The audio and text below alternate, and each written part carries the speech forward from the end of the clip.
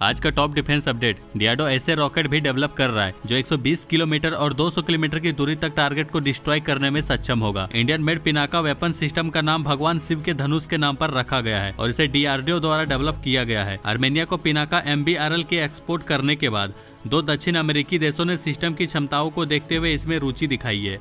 बुधवार को प्रधानमंत्री नरेंद्र मोदी द्वारा कोचिन शिपयार्ड लिमिटेड की 310 मीटर लंबी ड्राई डॉक और एक इंटरनेशनल शिप रिपेयर फैसिलिटी के साथ कोचिन शिपयार्ड लिमिटेड जहाज निर्माण और मरम्मत का एक मेजर हब बनने के लिए तैयार है। वह पुथुवाइप में Indian oil corporation LPG import terminal भी खोलेंगे। दोनों प्रोजेक्ट की कुल लागत लगभग 4000 करोड़ है। यह प्रोजेक्ट कंप्लीट होने के बाद दक्षिण एशिया में सबसे बड़ी जहाज मरम्मत और ड्राई डॉक फैसिलिटी बन जाएगी।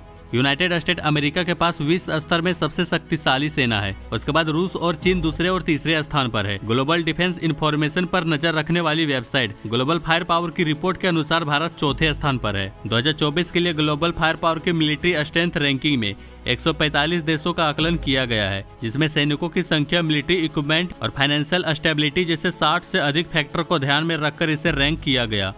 यूएस ने मंगलवार को यमन में हौती मिसाइल के खिलाफ फिर से हमले किए। मंगलवार को किए गए हमले हौती के खिलाफ तीसरे हमले हैं, क्योंकि पिछले सप्ताह अमेरिकी वायुसेना और नौसेना ने हौती के दर्जनों टारगेट को निशाना बनाया था, जिसके बाद बाइडेन ने हौती को सीधे वार्निंग भी दिया था, लेकिन शायद उन्हें समझ नहीं आया और 16 जनवरी 1:45 में एक एंटीशिप मिसाइल लॉन्च कर दिया। उसके बाद 4:15 में अमेरिकी सेना ने हौती एरिया से लॉन्च करने के लिए तैयार 4 हौती एंटीशिप बैलिस्टिक मिसाइल को हमला करके नष्ट कर दिया।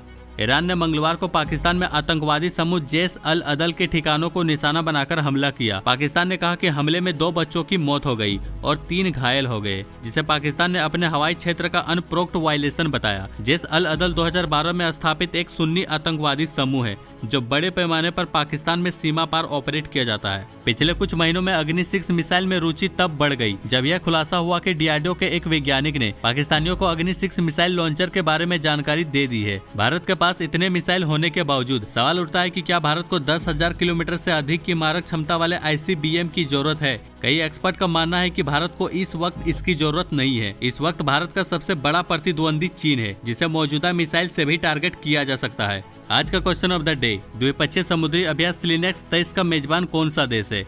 इस वीडियो के बारे में अपनी राय कमेंट में जरूर दें। बाकी लाइक एंड सब्सक्राइब जरूर करें।